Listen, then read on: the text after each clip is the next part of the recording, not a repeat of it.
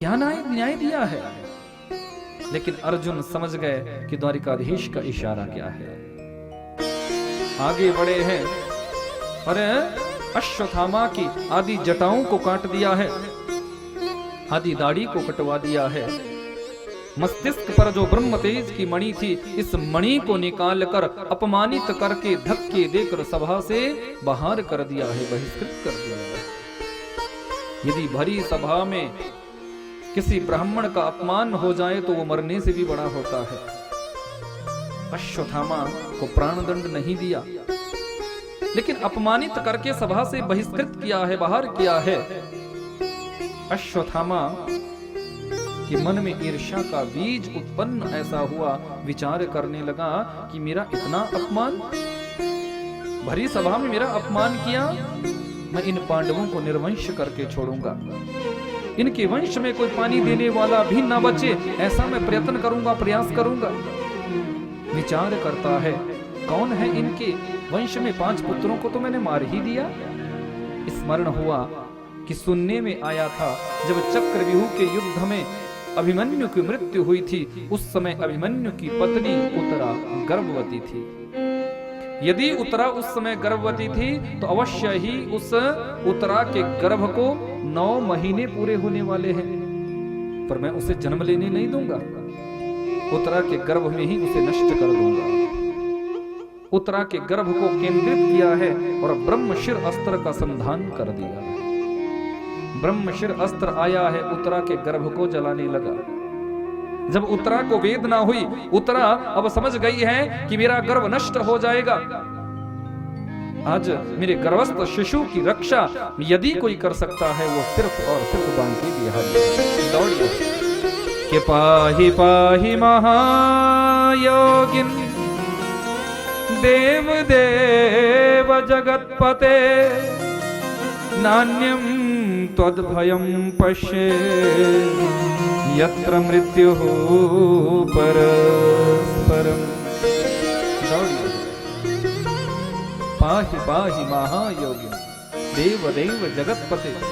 हे द्वारिकाधीश, ये ब्रह्मशिर अस्त्र मुझे जलाकर भस्म कर दे, मुझे इसकी परवाह नहीं, पर आपसे निवेदन बस इतना करना चाहूंगी कि मेरे गर्भ में जो पांडवों का इकलौता वंशज पल रहा है, आप मेरे गर्भस्थ शिशु की रक्षा करें, उस बच्चे की रक्षा करें।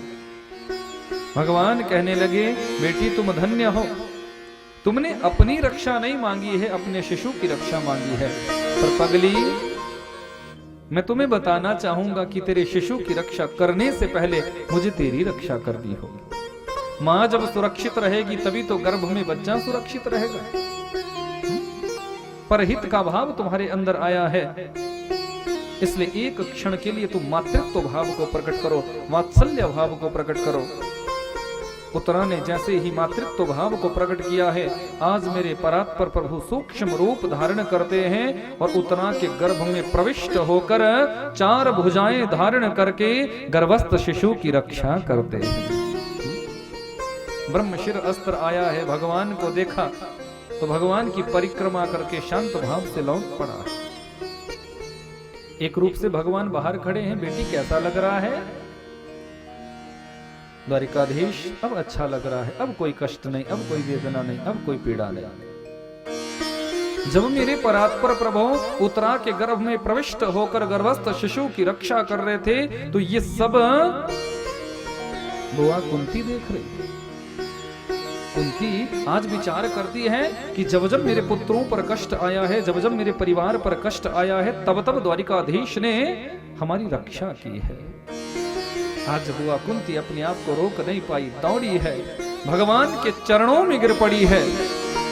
मैं समझ गई आप परब्रह्म है, आप परमात्मा है, आप साधारण नहीं है। मेरे गोविंद ने तुरंत बुआ को उठाया, बुआ ये क्या कर रही हो आप? मैं आपका भतीजा और आप मेरी बुआ। कन्हैया, यही तो तुम्हारा नाटक है, किसी को बुआ बनाते हो, किसी को फूफा बनाते हो। वास्तव में आप तो सबके परबाबा हो, पर आज मैं सब कुछ देख चुकी हूं कि आप ही परब्रह्म है, आप ही परमात्मा है। भगवान हंसने लगे, चलो ठीक है, मैं आज बुआ की बात को ऊंचा करता हूं, मैं भगवान हूं। यदि मैं भगवान हूं तो भगवान अपने भक्तों को कुछ ना कुछ देते हैं, मैं भी आज देना चाहता हूं। बड़े भैया मांगो, तुम क्या मांगना चाहते हो? धर्मराज युधिष्ठिर ने निवेदन किया, केशव मैं अपने धर्म के पथ पर चलता रहूं, सत्य के मार्ग पर चलता रहूं, बस यही निवेदन करूंगा। भगवान ने कहा जाओ दिया। भीमसेन से मांगने को कहा तो भीमसेन जी ने निवेदन किया कि मुझे तो भोजन भट्ट संसार में लोग कहते हैं, मेरी बड़ी बदनामी है केशव। दुनिया के लोग कहते हैं कि आधे में पूरा खानदान और आधे भोजन में अकेला भीमसेन। बस हर परिस्थिति में आपका स्मरण कर सकूं, आपका नाम जप सकूं, यही चाहता हूं। भगवान ने कहा जाओ दिया। अर्जुन ने निवेदन किया, केशव मैंने तो आपको अपना गुरु माना है, ये गुरु और शिष्य का भाव हमारे बीच में बना रहे, बस यही निवेदन करूंगा। भगवान ने कहा जाओ दिया। नकुल और सहदेव ने तीनों भाइयों की सेवा मांगी है, भगवत दर्शन मांगे हैं, भगवान ने उनको भी वो सब दिया। द्रौपदी ने निवेदन किया, केशव मैंने आपको अपना परम सखा माना है, ये सखा और सखी का भाव हमारे बीच में बना रहे, बस यही निवेदन करना चाहती हूं मैं। भगवान ने कहा जाओ द्रौपदी, तुम्हारे मन में सदैव ऐसा भाव बना रहे, सदैव ऐसा भाव बना रहे, क्योंकि भगवान तो अपने भक्तों की इच्छा को पूरा करते हैं। भक्त के अंदर जैसी इच्छा जागृत होती है, जैसी इच्छा प्रकट होती है, भगवान उस इच्छा को अवश्य पूरा करते हैं। भगवान आगे बढ़े हैं, सामने मेरे परात्पर प्रभु की खास सगी बहन सुभद्रा खड़ी है। भगवान ने सुभद्रा के हाथ सर पर हाथ रखा है, बहन आज तू भी कुछ मांग। सबने मांगा है तो तुम्हें कैसे छोड़ सकता हूं? सबको बड़ा आश्चर्य हो रहा है, भगवान की सगी बहन है, कहीं ऐसा ना हो संसार का कोई वैभव मांग बैठे, संसार का कोई सुख मांग बैठे। ये गलती हो नहीं सकती, पर फिर भी कुछ कहा नहीं जा सकता। भगवान कहते हैं सुभद्रा जल्दी मांग, बहन आज तुझे मांगने में देरी हो सकती है पर मुझे देने में देरी नहीं होगी। शिव का पद मांगोगी तो दे दूंगा, इंद्र का पद भी आज यदि मांगोगी तो दे दूंगा, ब्रह्मा का पद भी आज यदि मांगोगी तो दे दूंगा, बहन जल्दी मांग। बहन सुभद्रा ने दोनों हाथ जोड़े हैं, केशव देना चाहते हो? बड़ा अद्भुत मांगा है। कृष्ण त्वदीय पद पंकज पंजरान्ते अद्दैव मे विशतु मानस राजहंस प्राण प्रयाण समय कफवात पित्तैः कंठावरोदन विधौ स्मरणं कुतस्ते। अद्भुत मांगा है। कृष्ण त्वदीय पद पंकज पंजरान्ते। प्यारे यदि मुझे देना ही चाहते हो तो मेरा जो मन रूपी राजहंस है ये आज ही आपके चरण रूपी पिंजरे में कैद हो जाए। भगवान का सीना और तन गया, ये मेरी बहन है और संसार के सुख को कैसे मान सकती है? भगवान के मंदिर में भी हम जाते हैं तो ना जाने हम संसार के कितने सुखों की याचना करते हैं, संसारिक सुख को हम मांगते हैं। प्रदर्शन करो जरा सुभद्रा जी का कि भगवान से आज सुभद्रा ने भगवान की शाश्वत भक्ति मांगी है कि मेरा जो मन रूपी राजहंस है ये आज ही इसी समय आपके चरण रूपी पिंजरे में कैद हो जाए।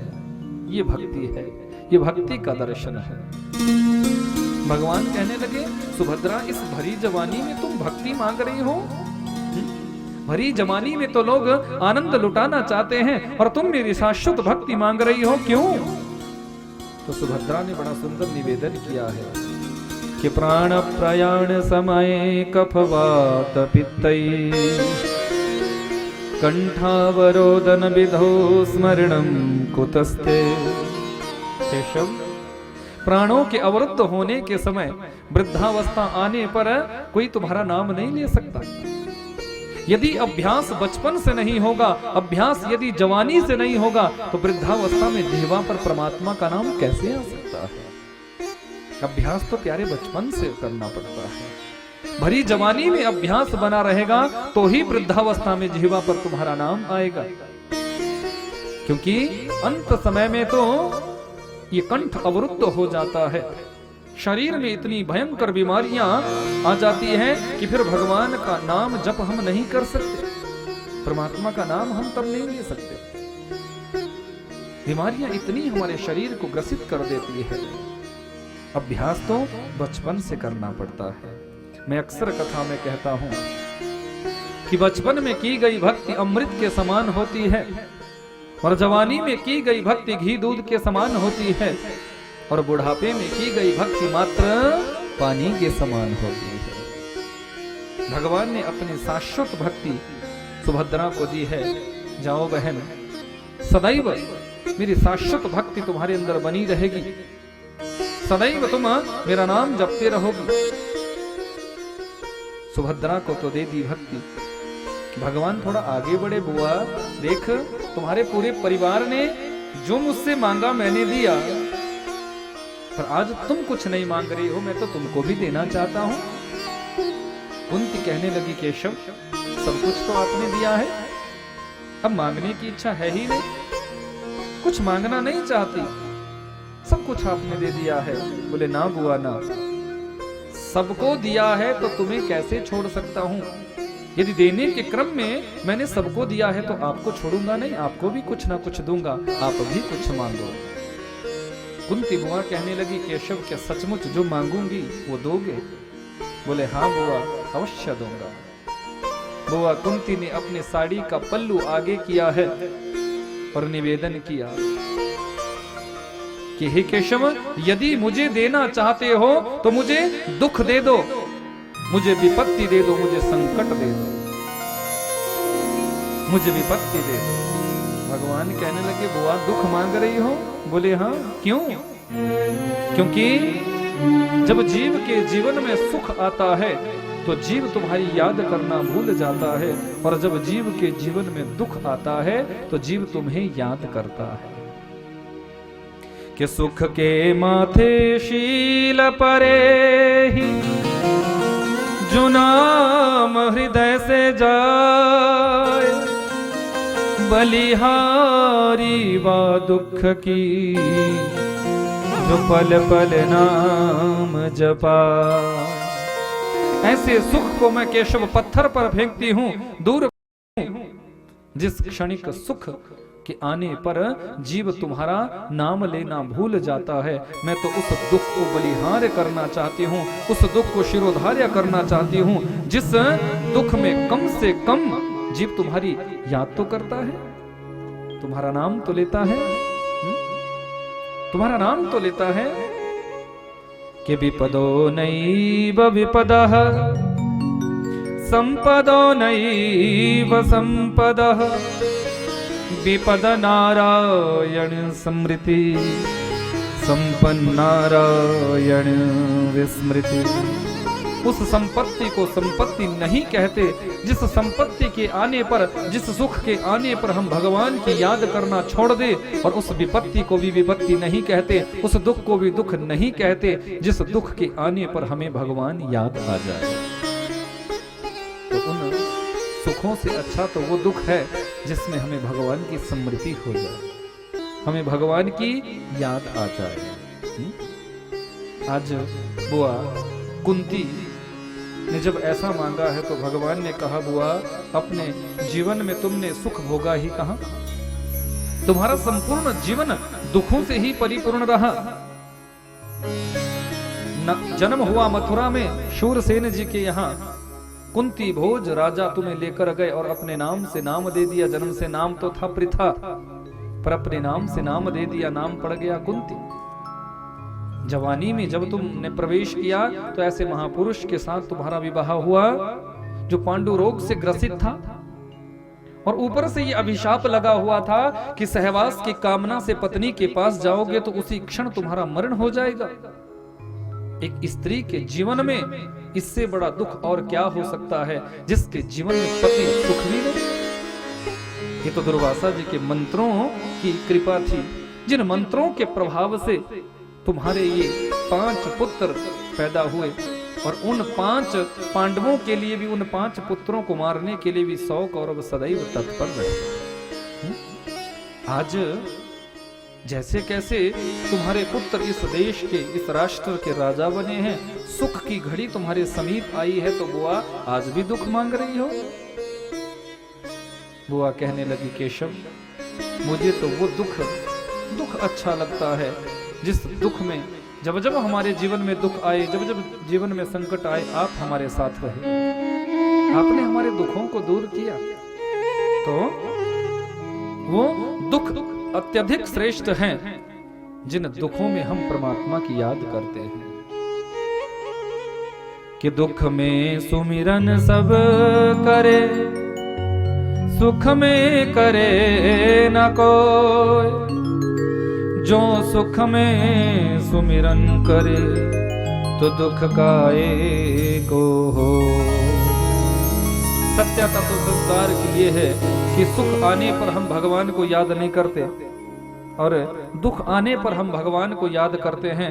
यदि सुख आने पर भी भगवान की स्मृति रखी जाए, भगवान को याद किया जाए, तो बंधुओं जीवन में दुख कभी आएगा ही नहीं, जीवन में कभी दुख आएगा ही नहीं। अपनी शाश्वत भक्ति आज बुआ कुंती को कुएं का जल पीने योग्य बना रहता है, पर 10-5 वर्षों तक यदि उस कुएं से जल निकालना बंद कर दिया जाए तो उस कूप का जल, उस कुएं का जल पीने योग्य नहीं रहेगा, तो दूषित हो जाएगा। उसमें या तो शैवाल उग जाएगी या और गंदगी उसमें लग जाएगी, वो जल पीने योग्य नहीं रहेगा। ठीक इसी प्रकार जब हम अपने धनकोश में से थोड़ा थोड़ा धन निकालते रहते हैं, थोड़ा थोड़ा धन खर्च करते रहते हैं, तो हमारा धनकोश पवित्र बना रहता है, क्योंकि धर्म के लिए तुमने दिया, सभ्यता और संस्कृति के लिए तुमने दिया। कि तन पवित्र सेवा की, धन पवित्र कर दान, मन पवित्र हरि भजन सो, होत त्रिविध कल्याण। यदि इस शरीर की पवित्रता चाहते हो तो शारीरिक पवित्रता सेवा करने से होती है, याद रखना। संत महापुरुषों की सेवा करो, सदगुरु की सेवा करो, बड़े बुजुर्गों की सेवा करो, माता पिता की सेवा करो, सास ससुर की सेवा करो, दीन दुखियों की सेवा करो, असहाय निस्वार्थ भाव से असहाय लोगों की सेवा करो, क्योंकि इस शरीर की पवित्रता सेवा करने से कही गई है। और धन पवित्र कर दान, धन की पवित्रता दान से बताई गई है। बिना दान से यह धन कभी पवित्र नहीं हो सकता। मन पवित्र हरि भजन सो, यदि मन की पवित्रता चाहते हो तो परमात्मा का भजन करो। यदि गलत विचार रखोगे, ईर्ष्या भाव रखोगे, दुर्गुण अपने मन में लाओगे, किसी की निंदा चुगली अपने जीवन में करोगे, तो भैया ये मन पवित्र तुम्हारा कभी नहीं हो सकता। मन की पवित्रता पूर्ण सात्विकता से, मन की पवित्रता भगवान के भजन से, मन की पवित्रता अच्छे विचारों से हमारे जीवन में आती है। इसलिए ऐसा यहाँ भीष्म ने पांडवों को उपदेश दिया है कि पांडवों, अपनी नजरों के सामने कभी कोई पाप होते हुए मत देखो, क्योंकि पाप करने वाला जितना दोषी होता है उतना ही दोषी पाप देखने वाला भी होता है। सामर्थ्य है तो उसका विरोध करो, उसको रोको। यदि सामर्थ्य नहीं है तो वहां से उठकर चले जाओ, पर अपनी नजरों के सामने कभी पाप होते हुए मत देखो। जब ये उपदेश कर रहे थे तो पांडवों के बीच में द्रौपदी खड़ी है और द्रौपदी को आज हंसी आ गई है। भीष्म पितामह के सामने हंसना कोई छोटी बात नहीं है। भीष्म वही उपदेश देते देते रुके, बेटी मैं ज्ञानोपदेश कर रहा हूं और तुम मेरे ज्ञानोपदेश पर हंस रही हो, क्यों? द्रौपदी घबराई, बोले ना पितामह ना, बस ऐसे ही हंसी आगे। बोले ना बेटी ना, एक कुलीन परिवार की स्त्री बिना कारण से हंसती नहीं। एक कुलवती नारी बिना प्रयोजन से कभी हंस नहीं सकती, उसकी हंसी में कोई ना कोई विशेष कारण छुपा होता है। तुम्हें बताना होगा कि मेरे ज्ञानोपदेश पर तुमको हंसी क्यों आई है। द्रौपदी आवेश में आ गई। आज द्रौपदी को अपना दुख याद आ गया। पितामह आज बड़े धर्म कर्म की बातें कर रहे हैं आप, बड़े न्याय अन्याय की बातें कर रहे हैं आप, सत्य असत्य की बातें कर रहे हैं आप, धर्म अधर्म की बातें कर रहे हैं आप। याद करो उस दिन को जिस दिन मेरा रजस्वला धर्म में थी, दुष्ट दुशासन मुझे केसों से घसीटता हुआ भरी सभा में लाया था। सबसे ऊंचे सिंहासन पर आप बैठे थे। मैंने आपसे गुहार लगाई थी, पितामह आपकी नजरों के सामने ये क्या अत्याचार हो रहा है, या क्या पापाचार हो रहा है। आप यदि एक इशारा भी कर देते तो औकात नहीं थी दुशासन की जो मेरे साड़ी के पल्लू को स्पर्श भी कर पाता, पर मुझे तो भरी सभा में निर्वस्त्र किया जा रहा था। ये तो मेरे बांके बिहारी मेरे द्वारिकाधीश की कृपा है जो मुझे निर्वस्त्र होने से बचा दिया, मेरी लाज बचा ली। मैं तो कहीं की नहीं रहती, किसी को मुंह दिखाने लायक नहीं रहती, पर आज आप बड़े धर्म कर्म की बातें कर रहे हैं। क्यों?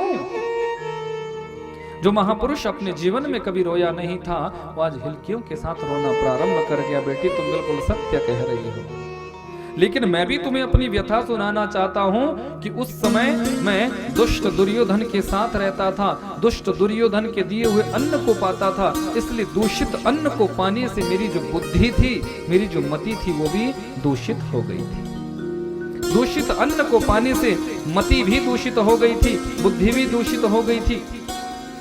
इसलिए क्या सही है क्या गलत है मुझे इसका ज्ञान नहीं था। क्या ठीक है क्या गलत है मुझे इसका ज्ञान नहीं रहा। लेकिन तुम देख सकती हो अर्जुन ने मेरे शरीर में इतने बाण मारे हुए हैं, मैं 54 दिनों से इस शरसैया पर पड़ा हुआ हूं। उस दूषित अन्न से जितना भी दूषित रक्त मेरे शरीर में बना था, एक एक बूंद बूंद, एक एक कतरा कतरा बह गया है, निकल चुका है। अब मेरी बुद्धि सात्विक हुई है, परिमार्जित हुई है, दिव्य हुई है। आज मैं ये ज्ञानोपदेश कर रहा हूं। द्रौपदी चरणों में गिर गई, पितामह आपकी आत्मा को कष्ट देने का मेरा कोई मंतव्य नहीं था, पर मैं क्या करूं, मुझे अपना दुख याद आ गया, इसलिए आज छोटे मुंह बड़ी बात बोल गई। ना बेटी ना, तुमने जो कहा बिल्कुल ठीक ही तो कहा। मैंने जो ज्ञानोपदेश करना था मैंने कर दिया, अब और कुछ नहीं कहूंगा। अब 2 बातें द्वारिकाधीश से करना चाहूंगा।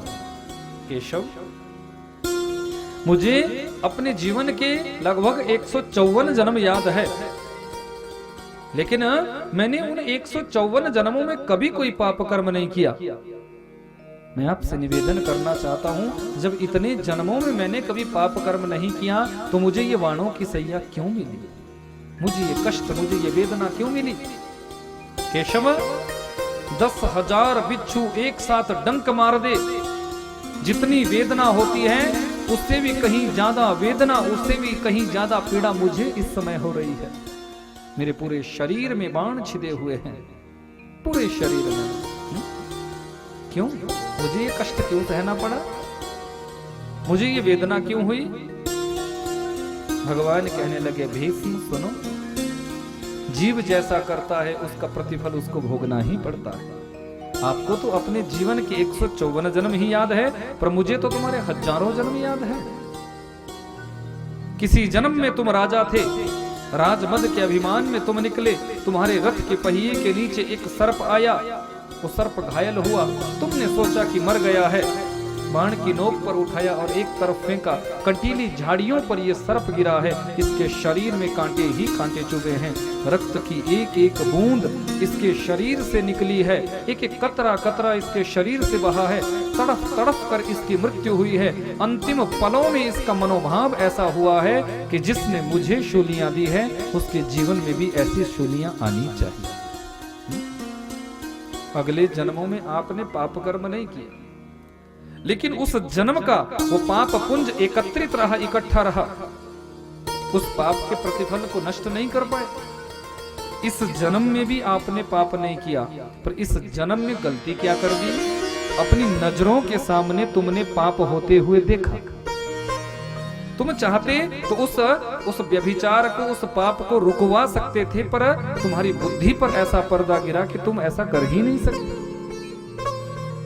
इसलिए उस जन्म का वो तुम्हारा पाप पुंज आज तुम्हारे सामने आया, और उसी पाप पुंज का ये प्रतिफल हुआ कि आज तुम 54 दिनों से शरसैया पर पड़े हुए हो। केशव मुझे तो इच्छा मृत्यु का वरदान है, जब चाहूंगा तब मरूंगा। इच्छा मृत्यु का वरदान है मुझे। अर्जुन मुझे क्या मार सकता है? मुझे इंद्र नहीं मार सकता। इंद्र भी अपने वज्र का प्रभाव, यदि मेरे ऊपर अपने वज्र का प्रभाव दिखा दे तो भी मेरी मृत्यु नहीं हो सकती। अपने वज्र का प्रहार भी इंद्र यदि मेरे ऊपर कर दे तो मेरा बाल भी बांका नहीं कर सकता, क्योंकि मुझे तो इच्छा मृत्यु का वरदान मिला है। पर प्यारे, मैंने बहुत संसार देख लिया, संसार की बहुत उथल पुथल मैंने देख ली, बहुत से राजाओं को मरते हुए देख लिया, बहुत से राजाओं को बनते हुए देख लिया।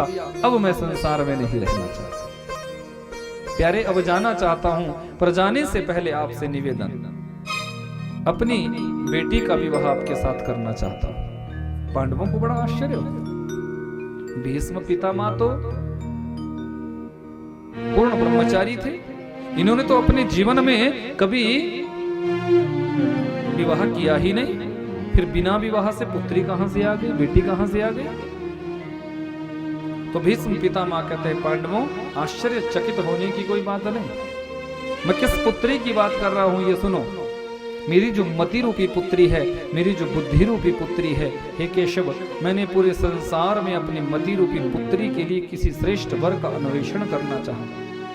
अच्छे वर की मैंने खोज की अपने पूरे जीवन में, पर कोई अच्छा वर मुझे मिला ही नहीं, अच्छा दूल्हा मिला ही नहीं जिससे मैं अपनी पुत्री का विवाह कर सकता। पर मैं जानता हूं मेरी मति रूपी पुत्री का वर्ण द्वारिकाधीश ही कर सकते हैं। आप में वो पात्रता है, आप में वो योग्यता है कि मैं अपनी मति रूपी पुत्री का विवाह केशव आपके साथ कराना चाहता हूं। मानो भगवान ने इशारे में पूछ लिया हो, भीष्म योग्यता क्या है, पात्रता क्या है, क्वालिफिकेशन कितनी है? तो भीष्म कहने लगे, केशव वितृष्णा, मेरी जो मति रूपी पुत्री है ये सांसारिक लोगों की मति से बिल्कुल अलग है। जैसे संसार के लोगों की बुद्धि होती है कि विषय भोगों में ही अपनी बुद्धि को लगा कर रखते हैं, धन संपत्ति वैभव को इकट्ठा करने के लिए अपनी बुद्धि को लगा कर रखते हैं, वैसी मेरी बुद्धि नहीं है, तृष्णाओं का समन हो चुका है। मेरी मति रूपी पुत्री में कोई भी दुर्गुण नहीं है, ये सर्वगुण संपन्न है। भीष्म पितामह उठ नहीं सकते, पर विवाह करना चाहा तो परम विद्वान है, परम भागवत, 12 भागवतों में ये परम भागवत है। तो पुष्प लताग्रा छंद को लिया है और उसी छंद में 11 मंत्रों का एक सुंदर हार बनाया है। 11 मंत्र, और मानो मन रूपी भाव से इन 11 मंत्रों का हार मेरे द्वारिकाधीश के वक्षस्थल पर पहनाया हो।